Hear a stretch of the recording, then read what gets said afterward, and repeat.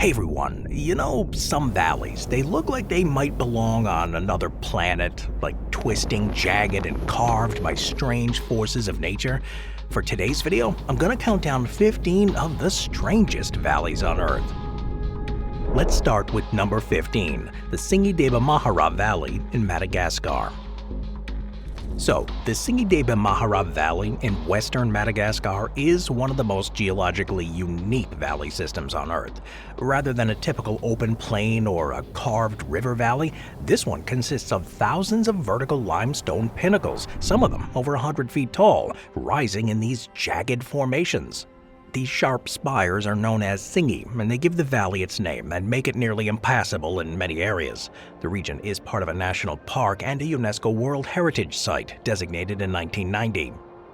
The formation of the valley dates back roughly 200 million years to the Jurassic period, when the area was covered by a sea.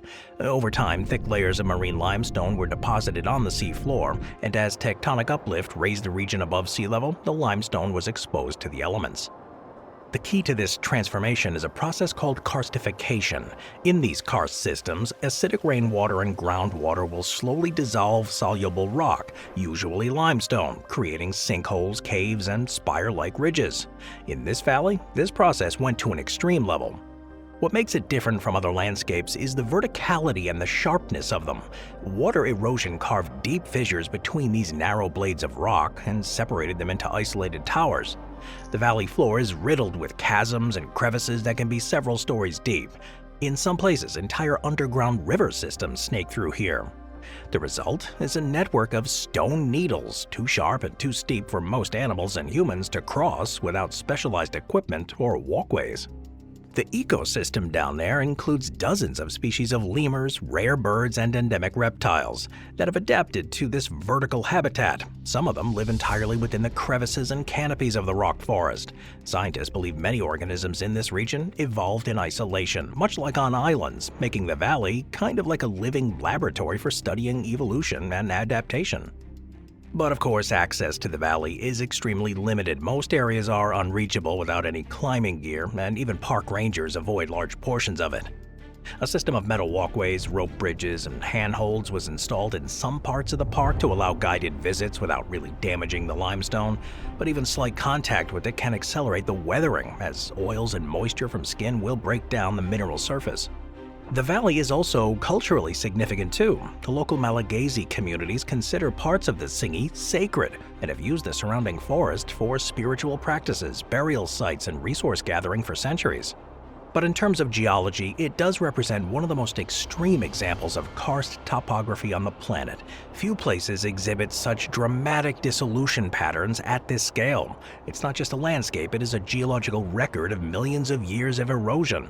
For researchers ranging from speleology to evolutionary biology, this valley remains an active site for discovery. While some valleys invite exploration, the Singideba Valley imposes limits. Its formations resist intrusion, and they challenge our assumption about what a valley even is. But in doing so, they preserve a world unlike any other, vertical, jagged, and utterly distinct. Number 14, the Danam Valley, Malaysian Borneo. The Danam Valley is a lowland rainforest basin located in the Malaysian state of Sabah on the island of Borneo. Unlike many valleys shaped by cliffs or deep river incisions, Danam is a broad, shallow basin formed by slow-moving rivers. What makes it one of the world's most significant valleys is not its appearance, but the isolation of it. Encompassing roughly 438 square kilometers, Danam Valley is one of the last remaining untouched primary forests in Southeast Asia. This valley has never been inhabited or even logged. It was declared a conservation area in 1980, and since then, it's served as a research zone for scientists studying rainforest ecology. The land here is largely undisturbed, with no roads, agriculture, or permanent settlements. The dominant terrain is hilly, with elevations ranging from 150 meters to over 1,000, and it's drained by a network of rivers that includes the Sagama River and its tributaries.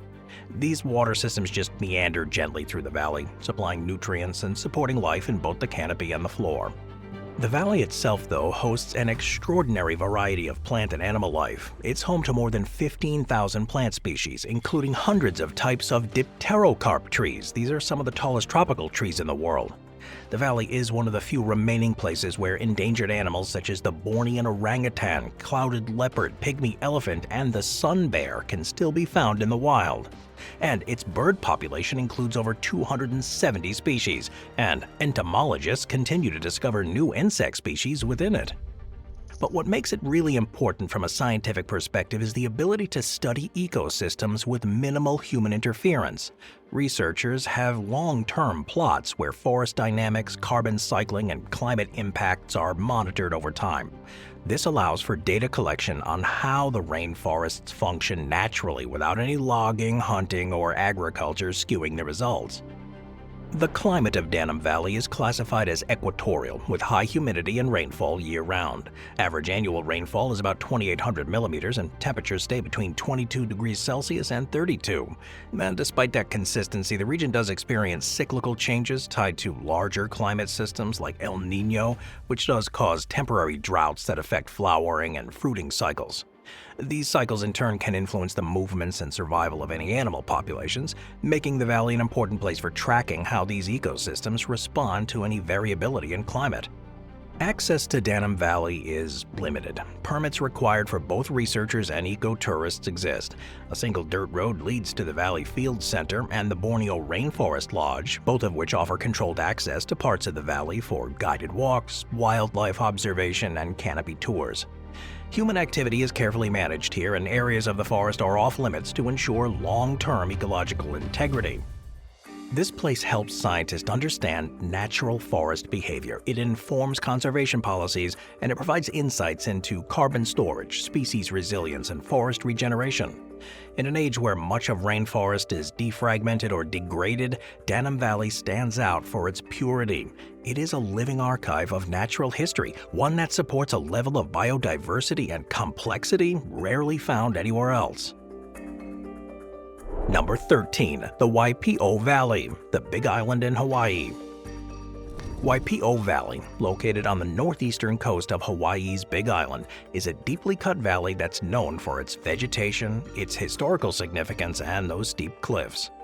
The valley measures about 1.5 miles wide and extends for over 5 miles, framed on either side by vertical walls that reach up to 2,000 feet. It is one of the 7 valleys on the windward side of the Kohala Mountains, but Waipio stands out for its depth and cultural importance. The valley was formed by a combination of erosion and landslides during the island's geological history. Like the rest of Hawaii, its landscape is volcanic in origin. Over millions of years, lava flows built up the mountain, and water from heavy rainfall carved deep grooves into the terrain. At some point in the island's past, massive landslides sheared off the edge of the volcano, accelerating formation of these valleys. This is the largest of them and continues to be shaped by rivers, rainfall, and occasional seismic activity.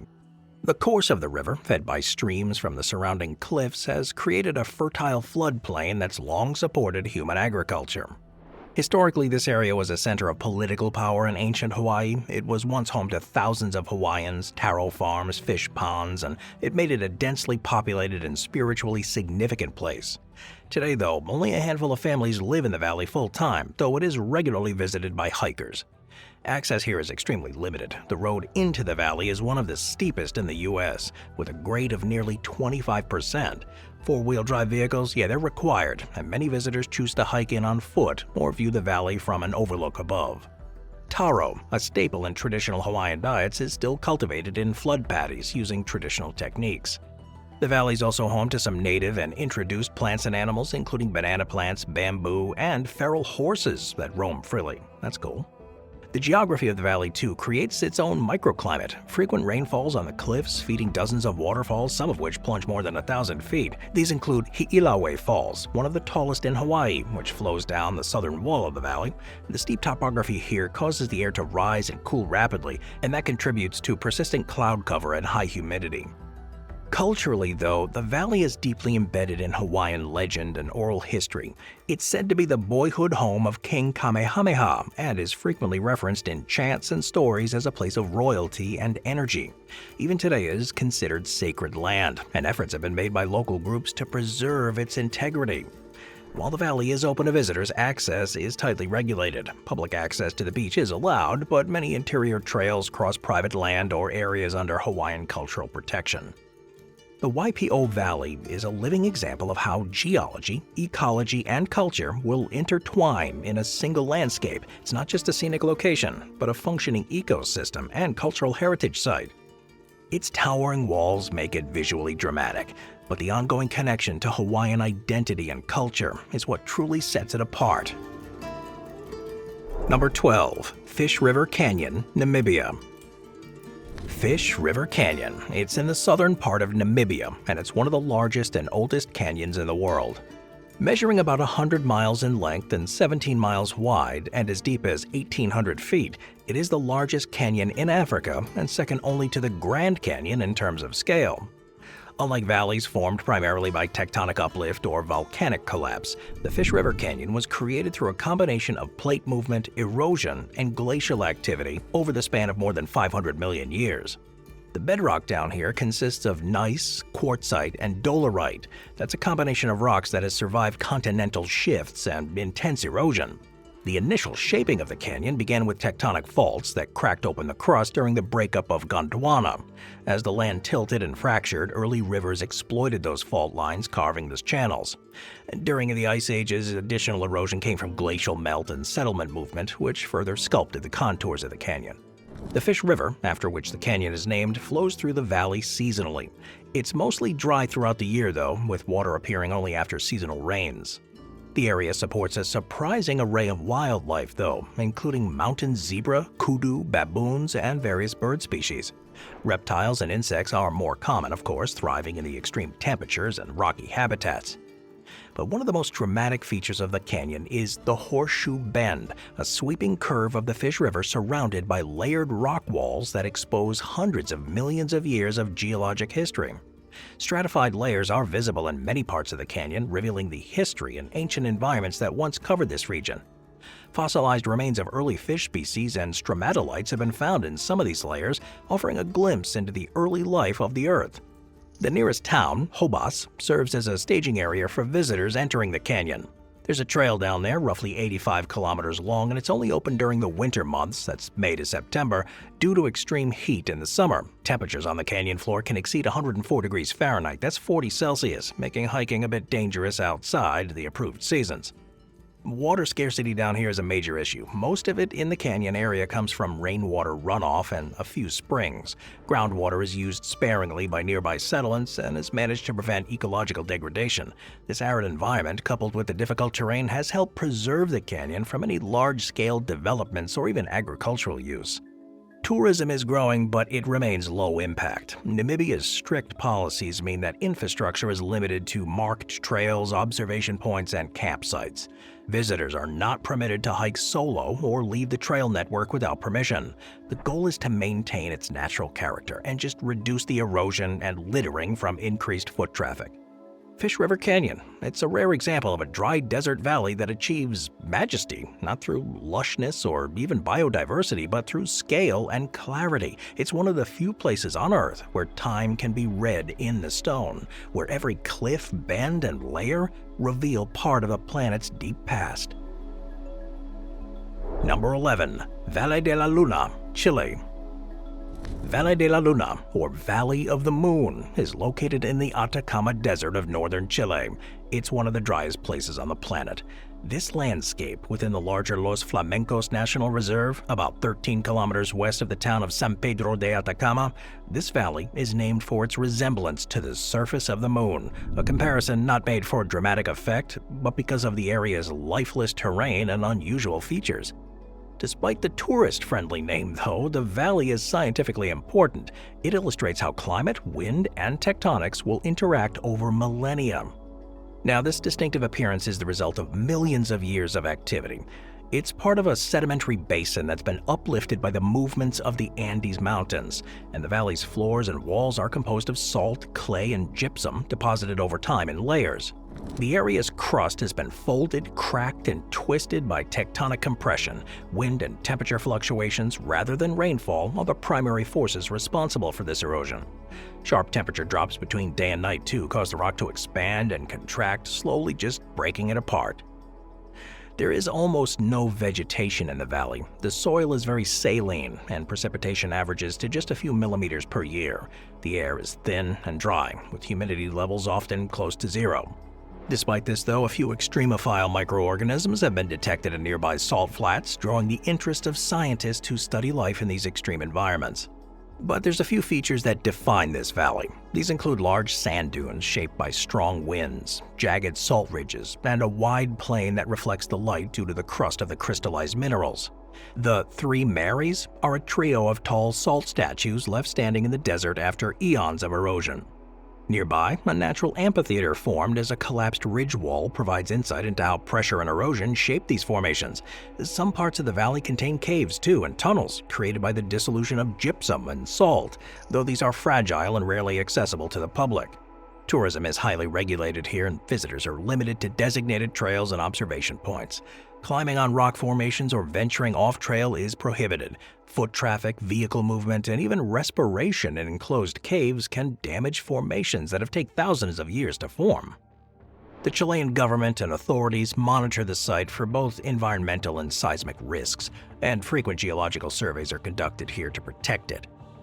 This place represents a pure, unmodified desert environment, one that has seen very little interference from agriculture or urbanization.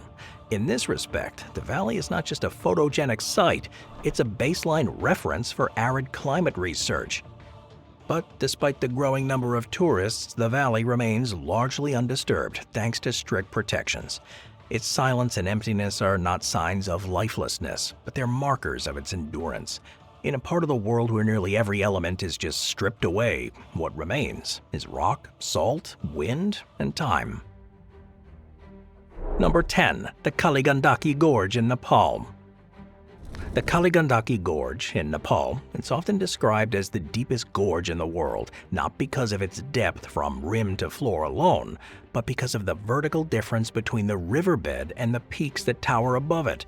The gorge runs between two of the world's tallest mountains, Dhaulagiri at 8,167 meters and Annapurna at 8,091 meters, creating a vertical relief of over 5,500 meters. That's more than 18,000 feet. It is located in central Nepal. This valley has been carved out by the Kaligandaki River, which has cut through the Himalayan uplift over millions of years.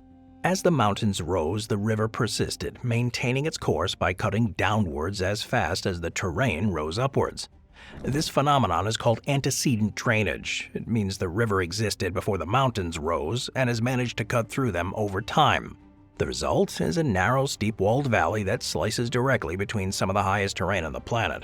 The gorge runs north to south, creating a corridor of sorts through the Himalayas that's been used for trade and travel. It's part of the ancient salt route that once connected Tibet to the lowlands of Nepal and India. Today it forms the Annapurna Circuit, a popular trekking route that brings thousands of people through this terrain each year.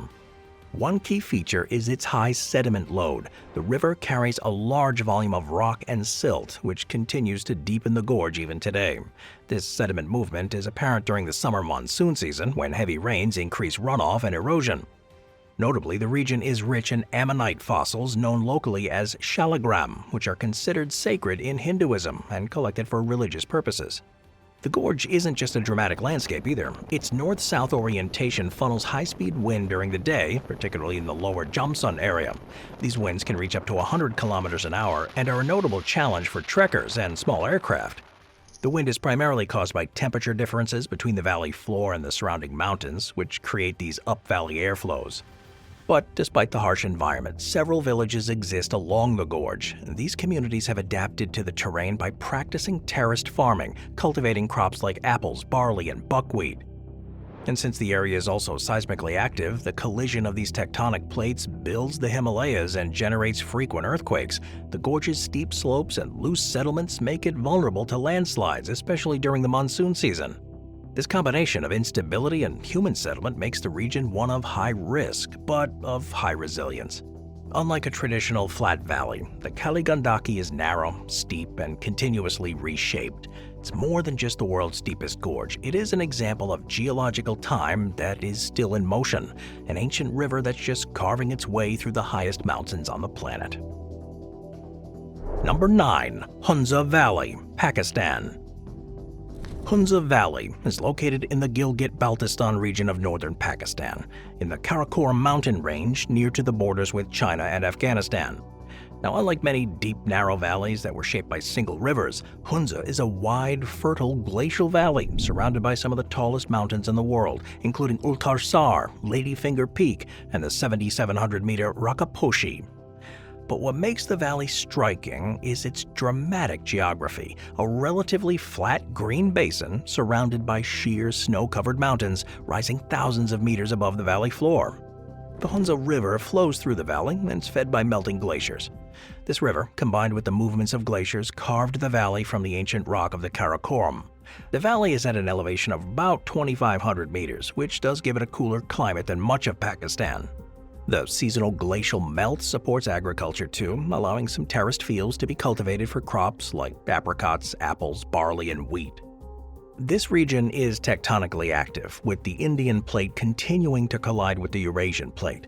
This results in frequent earthquakes and irregular mass wasting events like landslides and rockfalls.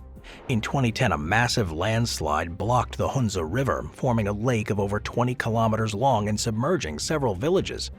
The disaster permanently altered the valley's geography, but it also led to the creation of a new body of water, known as Abbottabad Lake. Hunza is also one of the most culturally distinct regions in Pakistan. The majority of the population speaks Burushaski, a language not related to any other known language. Residents of the valley are predominantly Ismaili Muslims, and the region is known for its high literacy rate. The animals in the valley are influenced by its altitude and isolation, of course. Snow leopards, Himalayan ibex, and various other species of eagles and vultures inhabit the mountains. Agriculture activity is concentrated in the valley floor, of course, and terraced hillsides, while the upper slopes remain largely wild. From a conservation standpoint, the valley is facing growing pressure from tourism and road development. The improved Karakoram Highway has increased access to the region. And while this has brought economic benefits, it's also increased waste, erosion, and pressure on local resources. Despite all the challenges, though, Hunza remains one of the most visually stunning and instructive valleys in the world. It offers a rare combination of biodiversity, glacial geology, and living culture, where traditional life continues against a backdrop of some of the planet's highest and youngest mountains. Number 8. The Bungle Range in Western Australia. The Bungle Range, located within Pernululu National Park in Western Australia, forms a system unlike any other on Earth. It's known for its beehive-shaped sandstone domes marked by striking orange and black stripes. This landscape was largely unknown to outsiders until the 1980s. It's since become recognized as one of Australia's most significant formations, and it was designated a UNESCO World Heritage Site in 2003. Rather than just a single valley, it consists of a series of eroded sandstone ridges, canyons, and valleys created over 360 million years. This region is part of the East Kimberley geological province, composed of ancient riverbeds and layers that have been slowly uplifted and eroded. What makes them unusual is their shape and coloration, caused by the interaction between surface biology and mineral content. The valleys between the domes are carved out by rivers and flash floods that happen during the brief wet season. During the rest of the year, though, the region is arid and experiences extreme temperature fluctuations. The dome's horizontal striping is a result of alternating layers of porous and non-porous rock. Dark bands are created by colonies of bacteria that grow in the moisture-retaining layers, while the orange bands result from oxidized iron in the dry layers where bacteria can't survive. The environment here supports specialized plant and animal life adapted to this climate. Vegetation in the valley includes grasses and eucalyptus trees, and wildlife includes wallabies, goannas, bats, and a variety of birds and insects, many of which take shelter in the rock crevices and shaded areas during the day. Human activity in the region dates back to at least 20,000 years. Aboriginal peoples, particularly the Kija and Jaru groups, have long held that the area is spiritually significant. Rock art, burial sites, and oral histories connect the domes and valleys to ancestral stories. Today, the local Aboriginal communities work in partnership with the Australian government to manage and protect the park. Access to the system is carefully controlled to prevent any degradation. Visitors have to enter through designated walking trails or fly over the range in small aircraft. And of course, climbing on the domes is prohibited, and all hiking routes are restricted to marked paths to reduce erosion and preserve the fragile crust that helps stabilize the sandstone. Pernululu National Park is a reminder that not all valleys are formed by deep rivers or glacial activity. In the case of the Bungle Range, wind, bacteria, and time have done the work. The result is a valley system that feels almost alien in its texture, a product of the Earth's slow forces working over hundreds of millions of years. Though remote and still relatively little visited, the Bungles is one of the most distinctive natural features on the Australian continent. The valley is not vast or deep in the traditional sense, but they're intricate, dynamic. It's a place where people shape the color and tell the story of ancient enduring lands. Moving on to number 7, Fobjika Valley in Bhutan. Fobjika Valley, located in central Bhutan near the Black Mountains, is probably one of the country's most important glacial valleys. Unlike steep river-cut canyons or volcanic basins, this one is a broad U-shaped valley formed by glaciation. Its flat bottom, high elevation, around 3,000 meters above sea level, and surrounding ridges make it an ideal location for wildlife and Bhutanese farming communities. The valley is best known for being the winter home of the endangered black-necked crane, which migrates from the Tibetan Plateau each year. Now, the geology here is largely the result of Pleistocene-era glaciers that once covered much of this area. As the ice retreated, it left behind a wide, gently sloping basin with rich, well-drained soils. Today, the Nekichu River and several smaller streams meander through the valley, draining into the Punatsangchu River system. A defining feature of the valley is the ecosystem here. A central, marshy area remains waterlogged throughout the year, supporting rare plant species and providing a habitat for amphibians and birds. That black-necked crane in particular is a central figure in the valley's identity. Arriving in late October and departing by February, these cranes are protected by law, and they're honored in festivals organized by local communities and the nearby Grentge Monastery. Conservation efforts here are notable for their intention of ecological and cultural priorities. In the 1990s and early 2000s, Bhutan's government, in partnership with conservation groups, worked to minimize habitat disruption by rerouting power lines underground. Today, any new development in the valley has to adhere to strict guidelines to preserve the natural and spiritual character of the area. Tourism is allowed, but carefully managed. The nature trail is a popular route for visitors, offering unobstructed views of the valley floor and passing through villages and monasteries. Homestays and small eco-lodges provide some income for local residents while keeping an environmental impact low. Fobjika Valley is unique in its balance. It's a landscape where glacial geology and richness of ecology and cultural heritage coexist in a way that is increasingly rare. It serves as a living model of Bhutan's national philosophy of gross national happiness, which prioritizes conservation and preservation alongside economic development. Unlike dramatic gorges or cliffs, the valley is defined by its openness, broad skies, wide pastures, and a sense of quiet continuity. In a world of increasing fragmentation, it remains whole, a remnant, an ecological refuge, and a cultural sanctuary, all held together in one expansive, enduring bowl. Number 6. Val de Vinales, Cuba. The Vinales Valley in western Cuba is a basin famous for its karst formations, known as mogotes. These are steep-sided, isolated hills that rise abruptly from the floor. The valley spans roughly 132 square kilometers, and it was designated a UNESCO World Heritage Site in '99 for its outstanding landscape and geological features. It's a rare example of a working agricultural valley surrounded by rock formations and intact traditional architecture. Now, geologically, it's part of a broader landscape formed over millions of years by the dissolution of soluble limestone bedrock. Now, what distinguishes Vinales from other karst regions is the size and shape of the mogotes. These formations are remnants of ancient plateaus that have been eroded by the wind, rain, and underground water flow. Between these mogotes are flat, fertile plains where clay soils support a variety of crops. The valley floor is dominated by traditional Cuban agriculture, particularly tobacco farming, and the soil combined with favorable weather makes this one of the premier tobacco growing areas in the world. Farmers still plow fields using oxen and cure tobacco leaves in wooden drying barns called secaderos. This combination of geological history and human activity gives the valley a distinctive appearance and cultural significance. Caves are common in the valley, including the Cueva del Indio and the Cueva de San Miguel. These underground systems were formed by the same water that eroded the limestone to create the mogotes. Some caves have underground rivers and stalactite chambers, and they're accessible to visitors. But others have some archaeological significance with evidence of pre-Columbian habitation by the Taino people who once lived in the area. From a human perspective, the valley does have a long history of settlement and culture. The town of Vinales, located on the northern edge, is home to colonial-style homes, churches, and gathering places. The architectural style here is largely traditional, with single-story homes painted in bright colors and featuring clay tile roofs and open porches. Tourism is of course well developed, but it remains small scale. Many local residents here offer homestays or casa particulares to visitors, and small guest houses are pretty common.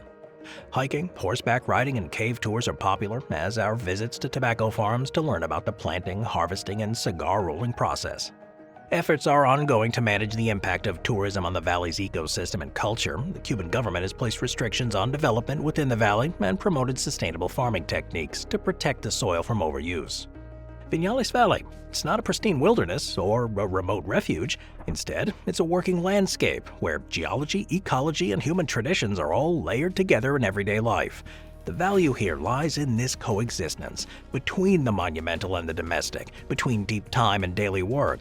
The mogotes may dominate the skyline, but it's the valley floor, shaped by hands and seasons, that gives Vinales its enduring character. Number 5. Val Deosta, Italy. The Aosta Valley is located in the far northwestern corner of Italy, located within the Alps and bordered by France and Switzerland.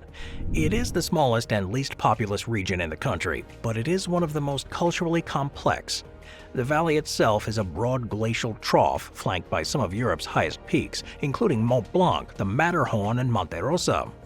Its primary river, the Dora Baltea, flows through the center of the valley, tracing a path carved long ago by glaciers. Geologically speaking, it is a textbook example of an alpine U-shaped valley.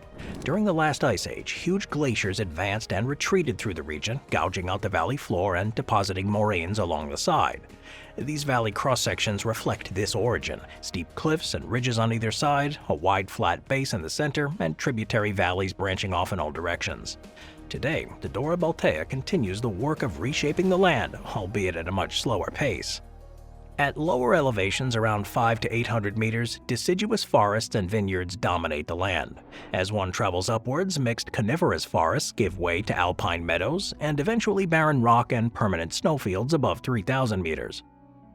The valley's home to Gran Paradiso National Park, Italy's oldest national park, which encompasses high-altitude terrain and protects endemic species.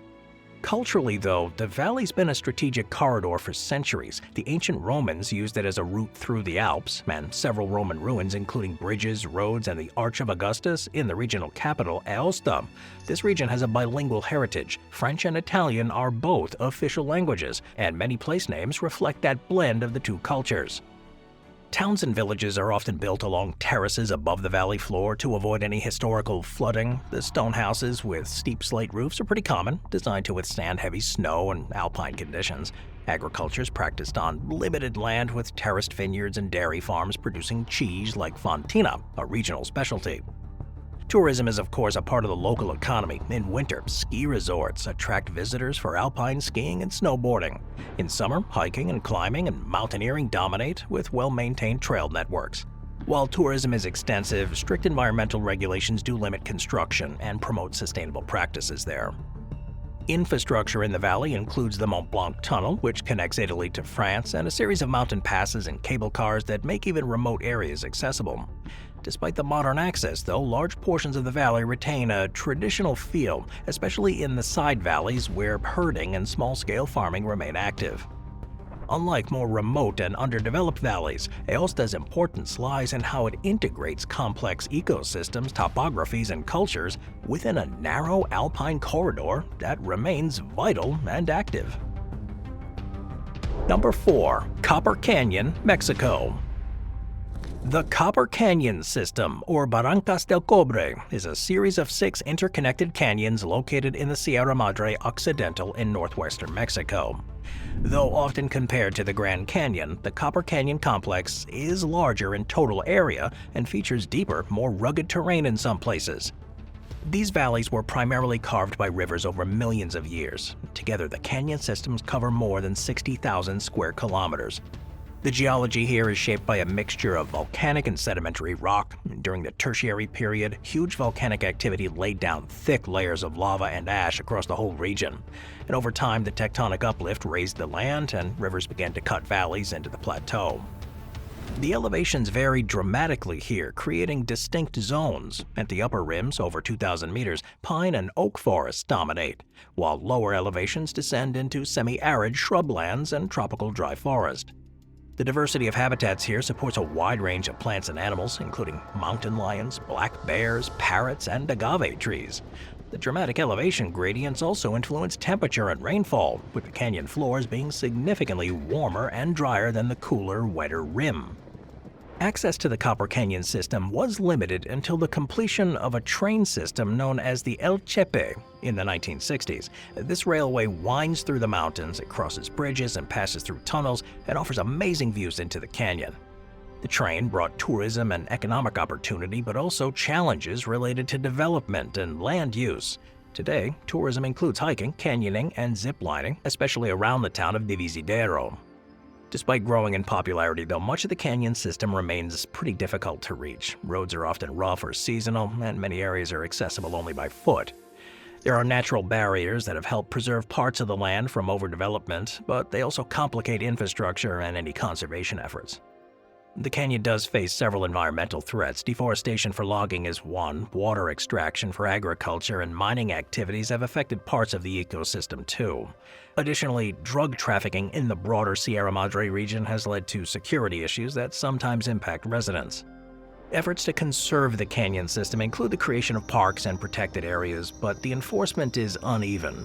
There are programs that are aiming to balance economic needs with environmental protection in one of Mexico's most striking rich landscapes.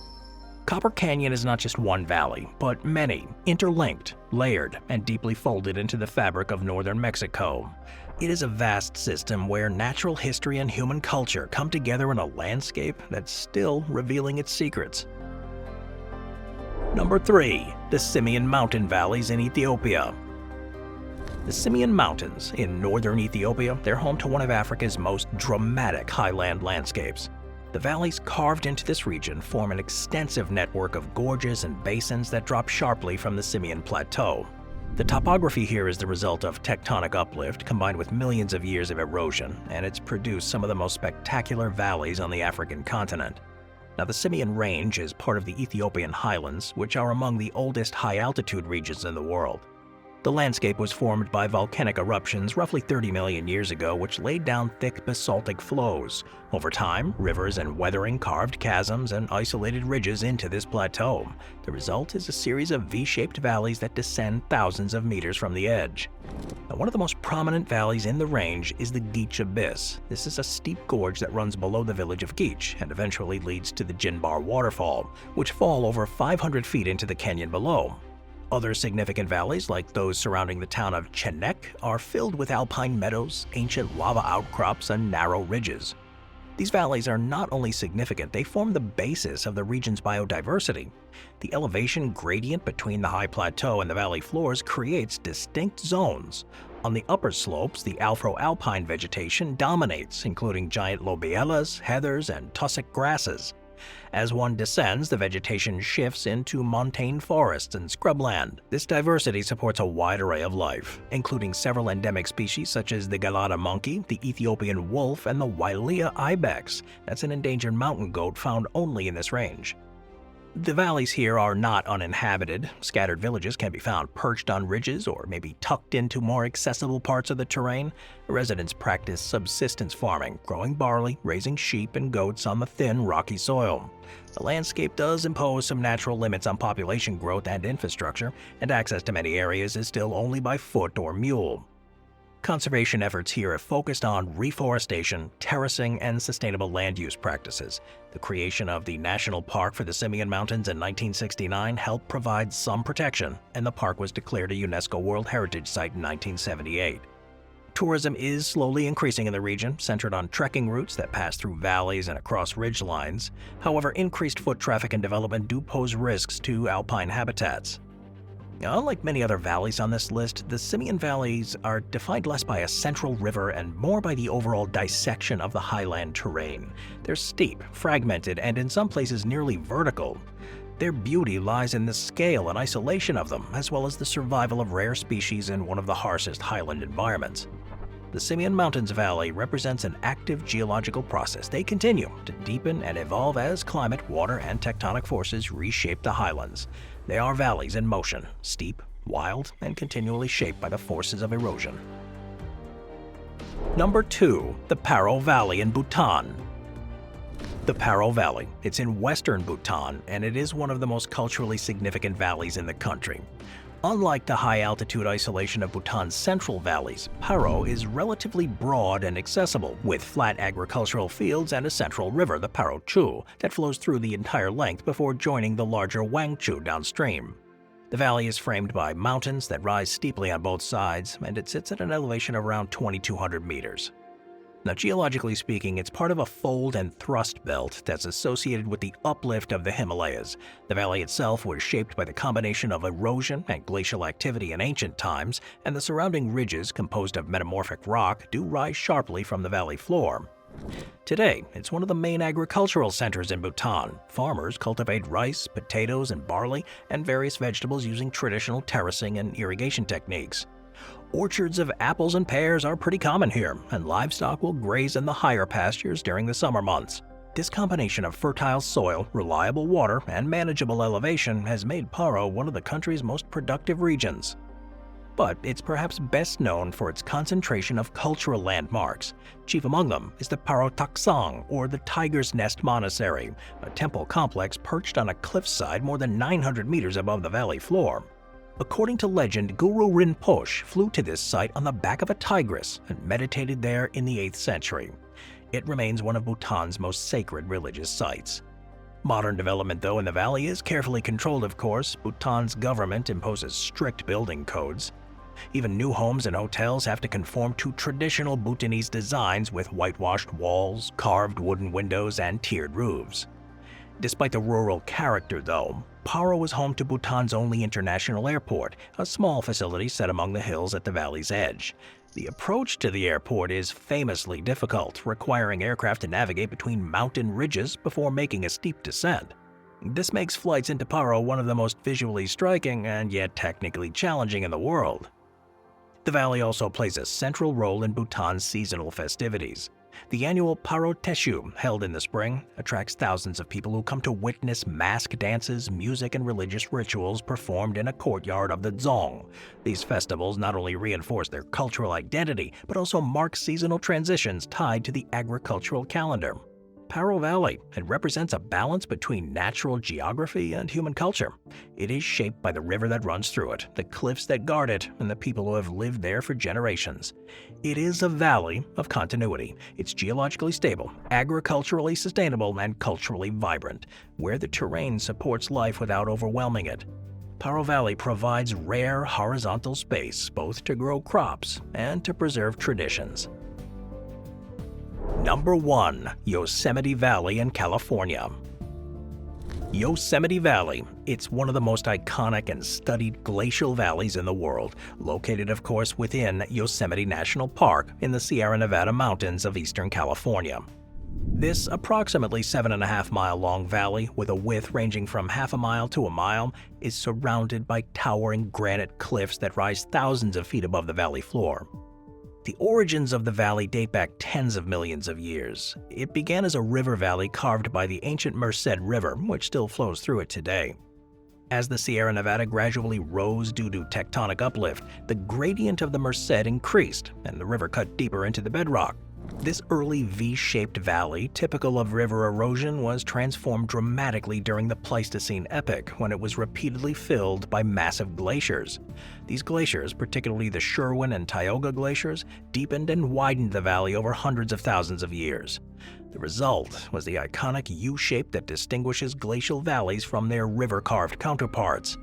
Yosemite's sheer granite walls, flat floor, and hanging tributary valleys are all textbook examples of glacial geomorphology.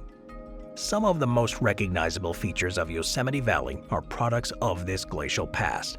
El Capitan, a vertical granite monolith that rises 3,000 feet from the valley floor, is one of the largest exposed granite cliffs in the world. Nearby, Half Dome, which appears as a dome sliced in half, was shaped by both exfoliation, that's a mechanical weathering process, and glacial activity that removed its northwest face. Bridal Veil Fall, Yosemite Falls, and other waterfalls pour into the valley from hanging valleys that are also remnants of this glacial carving, where the smaller tributary glaciers didn't erode the terrain as deeply as the main valley glacier. Ecologically speaking, Yosemite hosts a diverse range of habitats. The elevation, about 4,000 feet above sea level, places it in a montane zone with mixed coniferous forests, oak woodland meadows, and riparian corridors. The dominant tree species include ponderosa pine, incense cedar, black oak, and Doug fir. The open meadows, like Cook's Meadow, provide important grazing grounds for deer, and they support a variety of grasses and plants. Human history in Yosemite is long and deeply intertwined with the land.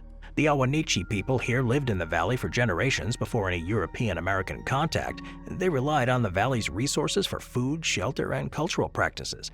They managed the meadows through controlled burns to encourage new plant growth and facilitate hunting. Many place names in the park reflect that indigenous heritage, though their meanings have often been altered or misinterpreted. European-American exploration and eventual settlement began in the mid-1800s, and Yosemite Valley became a symbol of American natural beauty. In 1864, President Abraham Lincoln signed the Yosemite Grant, setting aside the valley and the Mariposa Grove of giant sequoias for preservation. This was the first instance of land being set aside by a national government specifically for conservation and public enjoyment. Tourism here began soon after, with early visitors arriving by horseback and stagecoach. The development of roads, railways, and eventually cars made the valley more accessible, and the number of visitors grew steadily. Infrastructure then followed. Hotels, lodges, campgrounds, and roads were built within the valley to accommodate those tourists. And while this improved access, it also created challenges for the natural systems, many of which remain today.